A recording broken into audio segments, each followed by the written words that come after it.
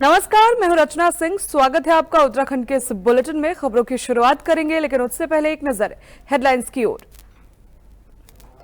रुद्रपुर में यातायात चौपाल का आयोजन। एसएसपी ने यातायात नियमों को लेकर किया जागरूक। बेहतर काम करने वाले पुलिस कर्मियों को किया सम्मानित। चमोली में पर्यटन खादी मेले का आयोजन। बद्रीनाथ विधायक लखपत सिंह बुटेला की अध्यक्षता में बैठक आयोजित। 15 दिसंबर से होने वाले मेले की रूपरेखा की गई तय।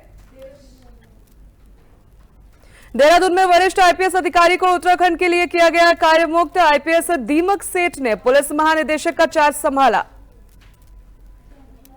हरिद्वार में छात्राओं के हिजाब पहनकर घूमने पर संत समाज ने जताई नाराजगी। संतों ने गुस्सा जाहिर करते हुए मोर्चा खोलने की कही बात। चमोली में ग्रामीण सड़क की मांग को लेकर भूख हड़ताल पर बैठे। 111 दिनों से ग्रामीण सड़क की मांग को लेकर दे रहे धरना प्रदर्शन। तो चलिए अब खबरों की तरफ रुख करते हैं। खबर रुद्रपुर से है, जहां डीडी चौक पर यातायात चौपाल का आयोजन किया गया, जिसमें उधम सिंह नगर जिले के SSP Manikant Mishra, SP city Manoj Katyal, CO city Niharika Tomar ने शिरकत की है। इस दौरान एसएसपी के द्वारा यातायात नियमों को लेकर वाहन चालकों को जागरूक किया गया और बेहतर काम करने वाले पुलिस सारथी को एसएसपी के द्वारा सम्मानित किया गया। आज ट्रैफिक पुलिस के अधिकारियों और कर्मचारियों के द्वारा टैक्सीज और बसों में डैशबोर्ड कैमरा लगवाए गए, जिसमें वाहन चालकों और वाहन के मालिकों को परसुएट किया गया, जिसमें उनसे ये अनुरोध किया गया कि आप अपने वाहन में डैशबोर्ड कैमरा लगाएं, जिससे कि जो पब्लिक जो सवारी अंदर बैठी हुई है उससे भी फायदा होगा और रोड पर होने वाली दुर्घटनाओं के बारे में भी जानकारी रहेगी। ये एक बहुत अच्छा इनिशिएटिव लिया गया ट्रैफिक पुलिस के द्वारा, जिसमें कि इन जो टैक्सी और बसों के चालक हैं उनका भी सहयोग रहा, जिसके माध्यम से 30 टैक्सीज में और 8 बसों में ये डैशबोर्ड कैमरा लगाया गया। आज ट्रैफिक पुलिस के अधिकारियों और कर्मचारियों के द्वारा टैक्सीज और बसों में डैशबोर्ड कैमरा लगवाए गए, जिसमें वाहन चालकों और वाहन के मालिकों को परसुएट किया गया।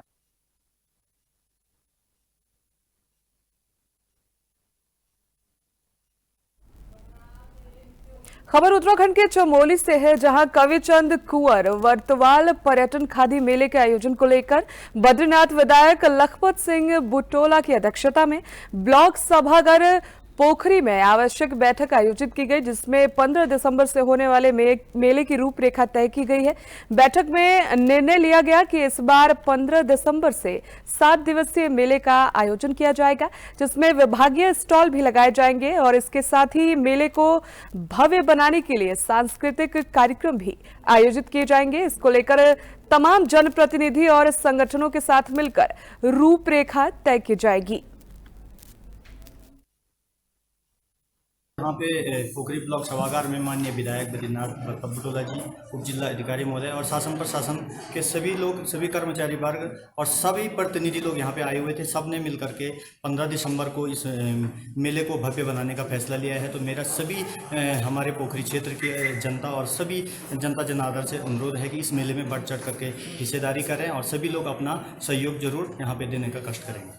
Thank you sir. इसको लेकर के तमाम जनप्रतिनिधि हैं, प्रशासन के लोग हैं और तमाम जितने भी नगर के लोग हैं और व्यापार मंडल के साथ ये सारे लोग आए हैं और हमने ये तय किया है कि 15 दिसंबर से इस मेले को किया जाए, क्योंकि इस समय आप जानते हैं कि इस मेले को 2 अक्टूबर से होना था, लेकिन यहाँ पे निकायों में प्रशासक बैठा हुआ है, तो ये जवाबदेही प्रशासन की है और इसको लेके प्रशासन के साथ कोऑपरेट करके तमाम लोग मिलकर के इस मेले को दिव्य और भव्य बनाने का काम करेंगे और इसको लेके सारी चीज़ें अभी तय की जानी है। सारे लोग बैठे हुए, पत्रकार बंधु बैठे हुए और सारे लोग आप लोग हैं और प्रशासन के लोग हैं, सभी लोग बैठ करके तय करेंगे और इसकी रूपरेखा तय की जा रही है। इसके बाद जिले में एक मीटिंग की जाएगी और जिलाधिकारी के साथ एक मीटिंग करके इसको बनाया जाएगा। Thank you sir. इसको लेकर के तमाम जनप्रतिनिधि हैं, प्रशासन के लोग हैं।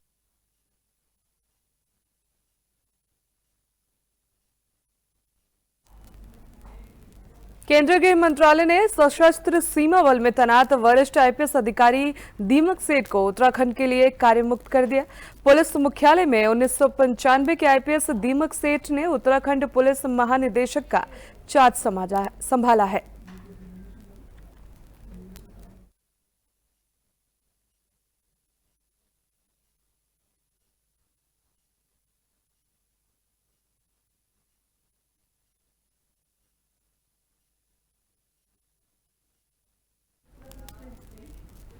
खबर हरिद्वार से है, जहां संस्कृत विश्वविद्यालय परिसर में छात्राओं के हिजाब पहनकर घूमते वायरल फोटो पर संत समाज ने गहरी नाराजगी व्यक्त की है। संतों ने अपना गुस्सा जाहिर करते हुए इसे शिक्षा जिहाद के नाम देते हुए इसके खिलाफ मोर्चा खोलने की बात कही है। पत्रकारों से बात करते हुए बड़ा उदासीन अखाड़े के महामंडलेश्वर रूपेंद्र प्रकाश ने कहा कि उत्तराखंड देवभूमि का ये प्रवेश द्वार है और यहाँ उत्तराखंड संस्कृति विश्वविद्यालय में जिस तरह की गतिविधियां देखी जा रही हैं वो बर्दाश्त से बाहर है। उन्होंने मुख्यमंत्री से इसकी उच्च स्तरीय जांच कर कार्रवाई की मांग की है।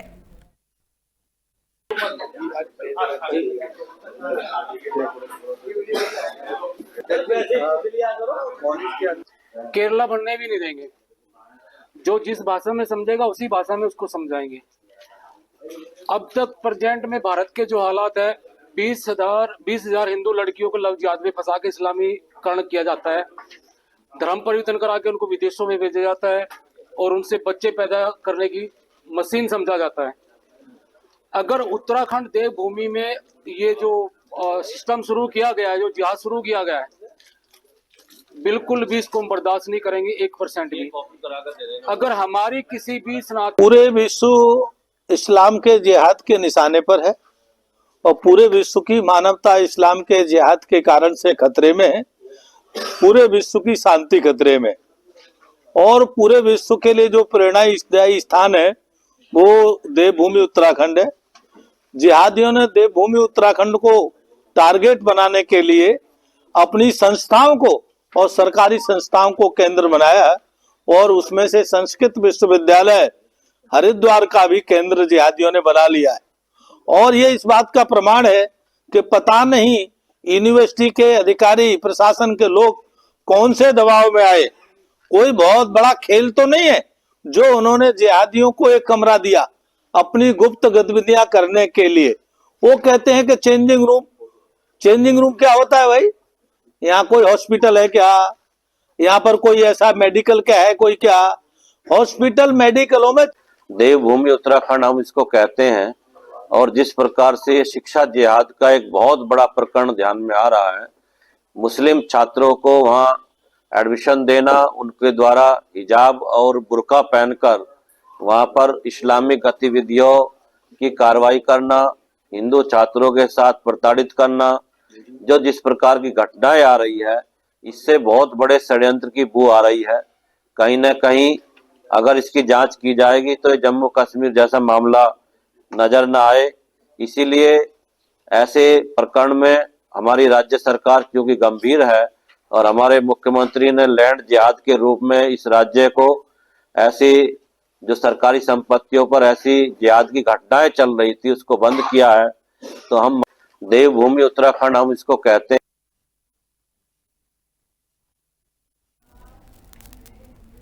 खबर चमोली के गोपेश्वर मुख्यालय से है, जहां डुमुक गांव के ग्रामीण सड़क की मांग को लेकर भूख हड़ताल पर बैठे हैं। आपको बता दें कि पिछले 111 दिनों से ग्रामीण सड़क की मांग को लेकर अपने ही गांव में धरना दे रहे थे, लेकिन कोई भी सकारात्मक पहल शासन प्रशासन की तरफ से नहीं होने पर मजबूरन इस कड़ाके की ठंड में ग्रामीणों को जिला अधिकारी परिसर में अनशन करने को मजबूर होना पड़ा है। हमें आज भूख हड़ताल की 8वां दिन पूरा हो गया है और आज तक हमारी मांगें खाली कागजों में बनाई गई और 2007-8 से हम लोग ये सड़क स्वीकृत है और अभी तक 17-18 साल हो गया, अभी तक सड़क नहीं बन पाई। केवल गाड़ियाँ कागजों में दौड़ी इनकी, पर ज़मीन में देखें तो कुछ भी नहीं है। हमें खबर देहरादून से है, जहां भूखनन की मांग हर दिन बढ़ती जा रही है। भू कानून की मांग को लेकर जनता कभी सड़कों पर तो कभी सचिवालय कूच कर प्रदर्शन कर रही है। जनता का आरोप है कि दूसरे प्रदेश से आए लोग यहां आसानी से जमीन खरीद रहे हैं, जिसकी वजह से देवभूमि का शांत वातावरण भी खराब हो रहा है। भू कानून को लेकर सरकार भी लगातार गंभीर नजर आ रही है। क्या कुछ प्लान है सरकार का, कब तक लागू करने का समय?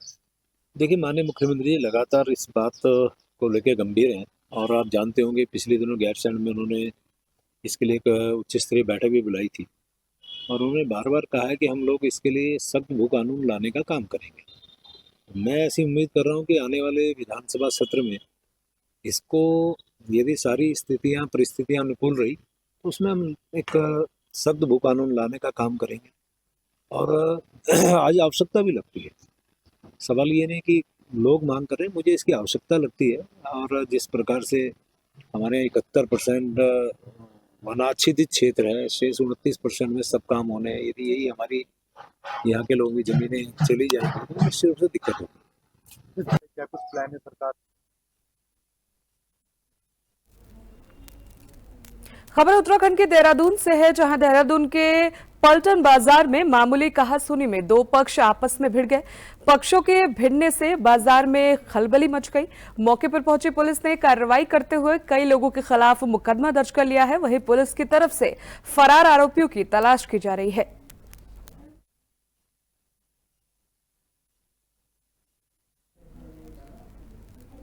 खबर उत्तराखंड के रुड़की से है, जहां देश में लगातार भूकंप को देखते हुए केंद्रीय भवन अनुसंधान संस्थान रुड़की में राष्ट्रीय भूकंप इंजीनियरिंग परीक्षण सुविधा की संस्था स्थापित की गई है, जो भारत में अपनी तरह की एक अनूठी और अत्याधुनिक पहल की है।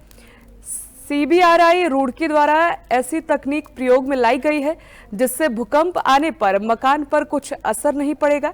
राष्ट्रीय भूकंप इंजीनियरिंग परीक्षण सुविधा और साथ ही 3D प्रिंटेड कंक्रीट बिल्डिंग और सुविधा प्रयोगशाला का विधिवत रूप से शुभारंभ आवास और शहरी मंत्रालय भारत सरकार के सचिव श्रीनिवास कटिकिथला ने किया।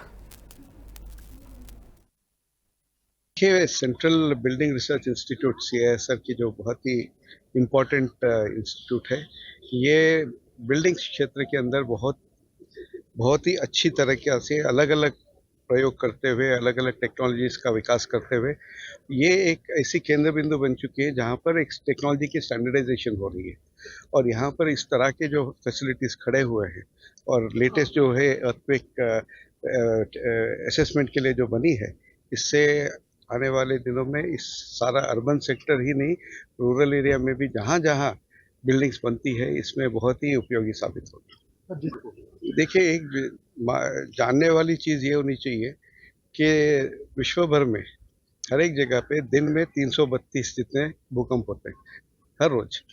तो ऐसा नहीं कि कभी मात्रा बढ़ी है कि घटी है, लेकिन जब भूकंप इस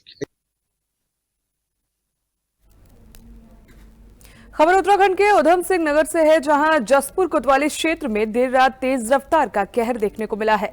जसपुर BSB इंटर कॉलेज के पास अनियंत्रित होकर कार पलटने से कार में सवार 5 युवकों में से 3 की मौके पर ही मौत हो गई।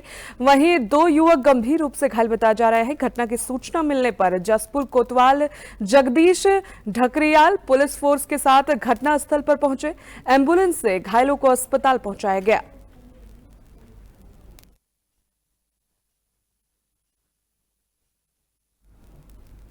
खबर मसूरी से है, जहां नगर पालिका के स्वेट स्वाटर्स की हालत बद से बदतर होती जा रही है। मसूरी के स्ट्रॉबेरी बैंक में सुबह से एक सफाई कर्मचारी के कमरे का लेटर अचानक गिर गया, जिसकी चपेट में महिला आ गई और गंभीर रूप से घायल हो गई। फिलहाल महिला का इलाज जारी है। वहीं घटना की सूचना मिलते ही पूर्व सभासद दर्शन रावत और स्थानीय जनप्रतिनिधि राजीव अग्रवाल मौके पर पहुंचे और घटना की सूचना नगरपालिका मसूरी के अधिशासी अधिकारी को दी, जिसके बाद नगरपालिका निर्माण की टीम मौके पर पहुंची और घटना का जायजा लिया। जब हमारी चाची जी बच्चे को स्कूल भेजने के लिए नाश्ता बनाने के लिए किचन में गई, तो वो नाश्ता बना रही थी तो खड़े खड़े जो है छत का जितना भी ऊपर का मलबा था सब उनके सर पे आके गिरा। हमने जो है तत्काल उन्हें कम्युनिटी हॉस्पिटल में लेके गए, वहाँ जाके एक्सरे वगैरह करा, उनका ट्रीटमेंट करा। मुन्ना लाल जी यहाँ पर स्टाफ में रहते हैं यहाँ पर, और इनकी जो किचन की छत थी वो सारा लेंटर झड़ गया है। और मैंने ईओ साहब को फ़ोन किया, तुरंत ईओ साहब ने तुरंत भेज भी दिया, राणा जी को भी भेज दिया और राजेंद्र भाई जी को भी भेज दिया, उन्होंने सब निरीक्षण भी कर लिया।